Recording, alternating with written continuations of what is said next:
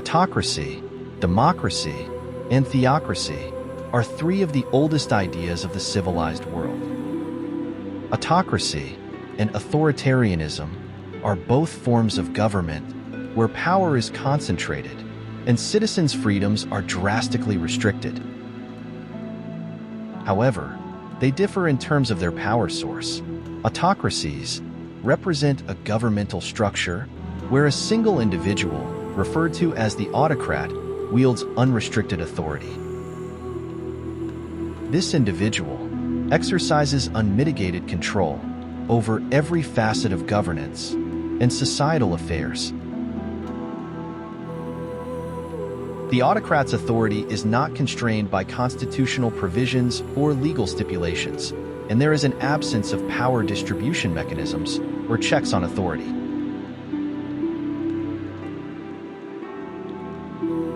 Important to note, they usually rise to positions of power through inheritance, military insurrections, or manipulation of electoral processes.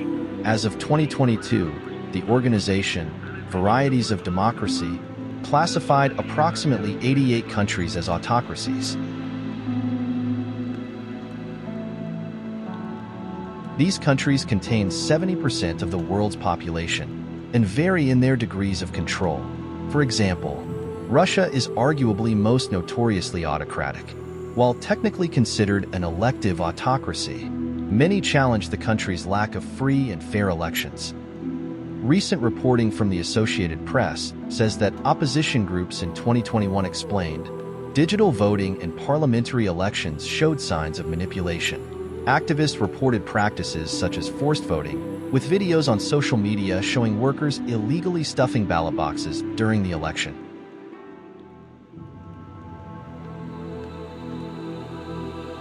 Autocracy's meaning has Greek roots: auto, meaning self, and kratos, meaning power. The word's first usage can be found in the 1650s. This form of government, where one individual holds complete control, can actually be found as far back as the ancient world. In ancient Egypt, the pharaohs were the kings, or monarchs. As such, they ruled over the population while criminalizing any forms of recalcitrance. The pharaoh's decisions were understood to be divinely inspired, and the governance of the country was deeply intertwined with religious beliefs and practices. However, the Egyptians' form of government is technically considered a theocracy, ruled by a divinely inspired theocratic monarch.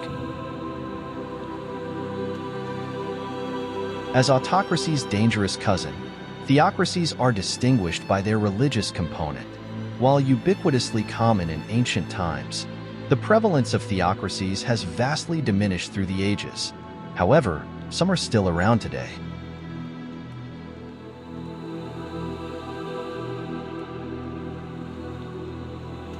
Theocracies of the modern world include countries most of us are familiar with: Saudi Arabia, Iran, and Afghanistan.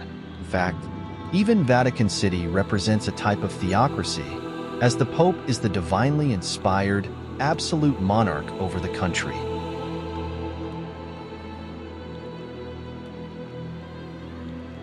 Authoritarianism is characterized by a government structure where power is centralized in the hands of a ruling party or elite, rather than an individual sovereign. This regime type is marked by the concentration of power used to stifle dissent and control various aspects of society.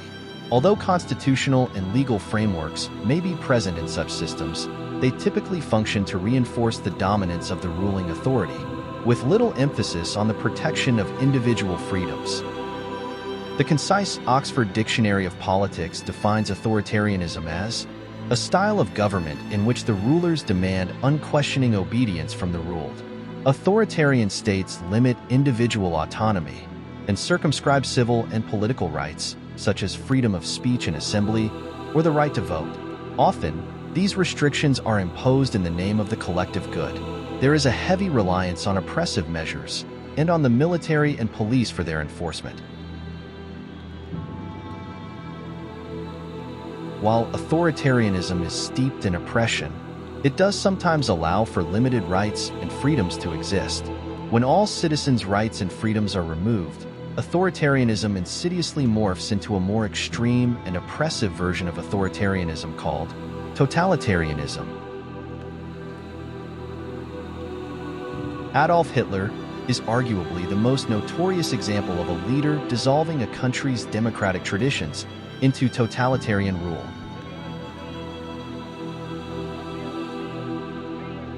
Before Hitler and the Nazi Party seized power in the 1930s, the Weimar Republic of Germany faced grave problems, such as hyperinflation and political extremism. The Weimar political parties were unable to deal with the socio-political crisis caused by the Depression, which led people to seek their salvation in communism and Nazism, leading to the death of the Republic and its fundamental democratic institution.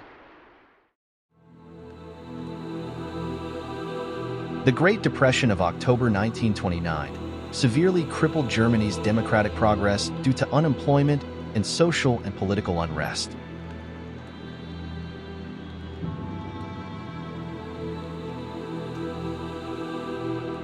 This allowed Hitler to take absolute power by 1933 and bind Germany into a ruthless, totalitarian dictatorship.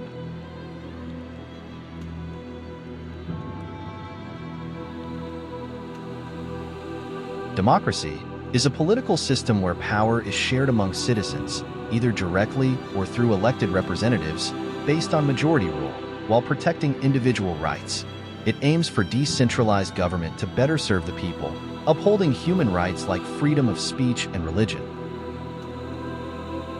Democracy promotes active participation in society and politics, ensuring fair elections and highlighting the dual role of citizens having protected rights and the responsibility to engage in politics to protect those rights. Democracy is more than just a set of specific government institutions. It rests upon a well-understood group of values, attitudes, and practices, all of which may take different forms and expressions among cultures and societies around the world. Democracy is a formidable mechanism in terms of its potential for achieving egalitarianism. In order for the belief that all citizens deserve equal rights under the law to be upheld, citizens must ensure such protection by participating and casting their votes responsibly.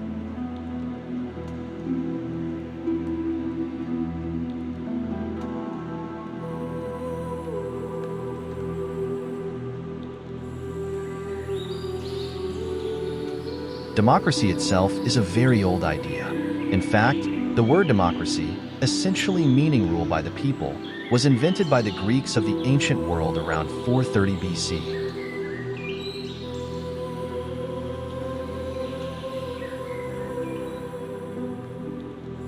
Some historians suggest that the Native American Six Nations Confederacy is the oldest living, participatory democracy known. Archaeological evidence can be found of the tribe using democratic traditions for the past 800 years. Many people wonder if the United States is a democracy or a republic. It turns out, we are both. In a direct democracy, there are no elected officials or constitution, giving all power to the people for decision-making through direct votes.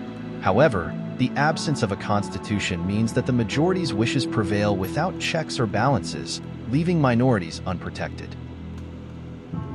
On the other hand, a republic combines power from the people and elected representatives, with limitations set by a formal constitution that safeguards minority rights and prevents power abuse. For instance, the U.S. Constitution includes checks and balances, the Bill of Rights, and provisions against slavery, ensuring elected officials abide by these rules.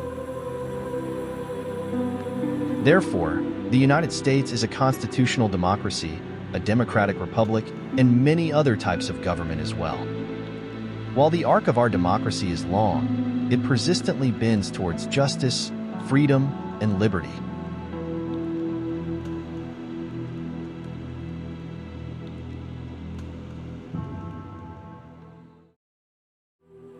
Societies that begin to make the shift towards authoritarian-type governance will usually exhibit some telling signs and tactics that can be easily recognized along the way.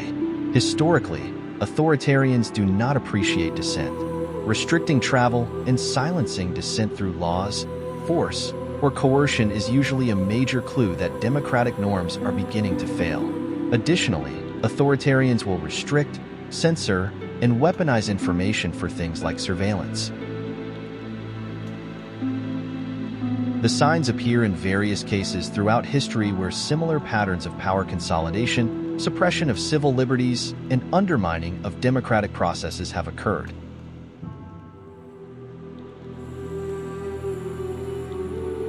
For instance, the rise of authoritarian regimes in the 20th century, such as in the Soviet Union under Stalin, or in Italy under Mussolini. After 1929, Stalin's regime in the Soviet Union was characterized by a breakdown of traditional authorities, leading to the rise of a totalitarian state. Mussolini's regime in Italy, which began after 1938, was also characterized by the breakdown of traditional authorities. Like Stalin's regime, Mussolini's rule was marked by a concentration of power in the hands of a single leader, with decisions made without regard for the will of the people.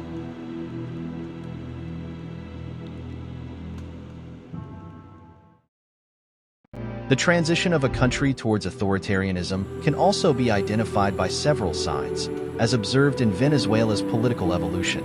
The rise of Hugo Chavez, marked by his failed coup and eventual presidency, signified a pivotal shift towards authoritarian rule. This trend became more pronounced under Nicolas Maduro, characterized by autocratic legalism, one-party dominance, and systematic suppression of media and press freedoms, solidifying Venezuela's authoritarian status. When governments begin to silence the freedom of the press, it can tremendously impede the ability to hold officials accountable. Journalism and the press are instrumental in the pursuit of truth and accountability, which is why they are necessary in any form of government that serves its people. Without a functioning press, world governments hold dangerous control over information dissemination. In a letter to Thomas Jefferson in 1788, founding Father James Madison emphasized the need to be vigilant when actions start to encroach on individual freedoms. "It is proper to take alarm at the first experiment on liberties," Madison expressed. Freedom in America is a delicate balance between individual liberty and collective responsibility, ensuring that one's freedom does not infringe upon another's. These include personal, economic, religious, and political freedoms. The American understanding of freedom is also enshrined in foundational documents like the Constitution and the Bill of Rights, which guarantee rights such as freedom of speech, religion, and assembly. However, it's recognized that freedom comes with responsibilities and are subject to laws that protect the safety and rights of all citizens. Former Defense Secretary Mark Esper, in his memoir, A Sacred Oath, recounts an incident where former President Trump inquired about the possibility of shooting protesters in the legs during the demonstrations following the murder of George Floyd. Esper describes Trump's question as, "Can't you just shoot them? Just shoot them in the legs or something?" According to the New York Times, without any evidentiary basis and contrary to state and federal law, Donald Trump unlawfully pressured state officials and legislators to change the results of the election in their states. The former president also oversaw the effort to obtain and transmit false electoral certificates to Congress and the National Archives. This controversy became widely known as the fake electors scheme. Refusing to accept his loss of the election, the former president levied accusations of massive election fraud, which were fully dismissed in the courts. I know a lot of wealthy people that have never been audited. I said, you can... We have, as far as I'm concerned, single biggest problem. The fake news and the big... National Geographic explains, no presidential candidate has ever refused to concede defeat once all the votes were counted and legal challenges resolved. It is also worth noting, when approached with abuse of power concerns for the 2024 presidential election, the former president said, "No, no, no, other than day one. We're closing the border, and we're drilling, drilling, drilling. After that, I'm not a dictator." Trump has also promised political retribution for his political adversaries. The former president told conservative media network Newsmax, "It's a terrible, terrible path that they're leading us to. It's very possible that it's going to have to happen to them." He went on to say, "Wouldn't it be terrible to throw the president's wife and the former Secretary of State? Think of it, the former Secretary of State. but the president's wife into jail? Wouldn't that be a terrible thing?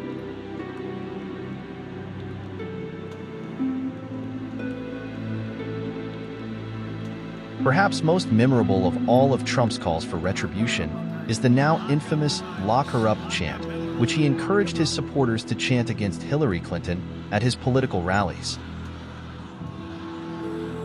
Furthermore, in a June 6th interview with television personality Dr. Phil, the former president doubled down on his urge for retribution, saying, "Sometimes revenge can be justified."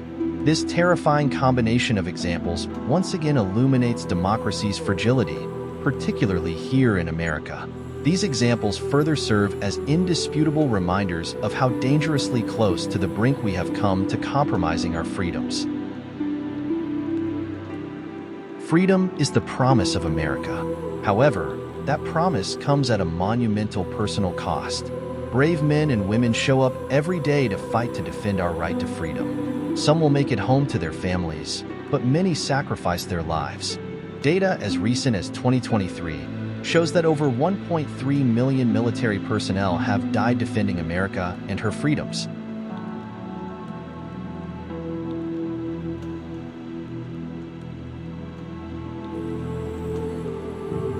Therefore, to nurture democracy is to nurture freedom, freedom for us all.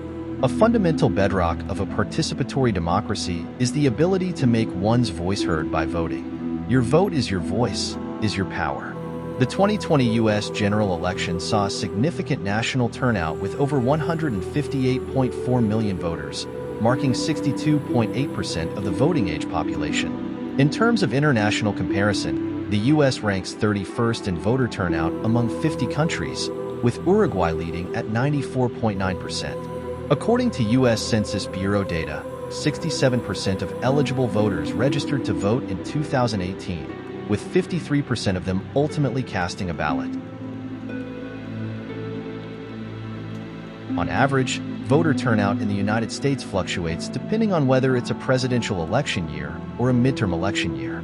Over the past several decades, voter turnout among U.S. citizens has averaged around 45% for midterm elections and 57% for presidential elections. This glaring evidence suggests that many eligible Americans do not participate in the voting process, thereby dangerously forfeiting their civic responsibilities. Forfeiting one's vote can potentially have life-shaping ramifications for themselves, members of their community, and fellow citizens across the country.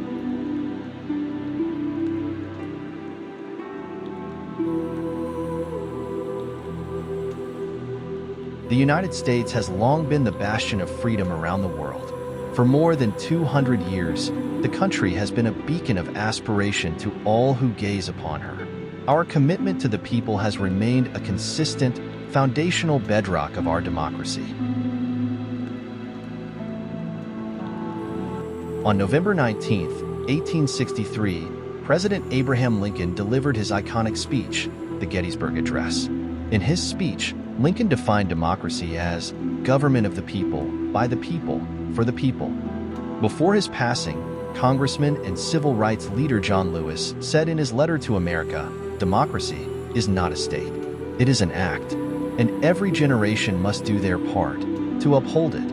As formidable as democratic institutions can be, it's chillingly clear that democracy is only as strong as our willingness to fight for it.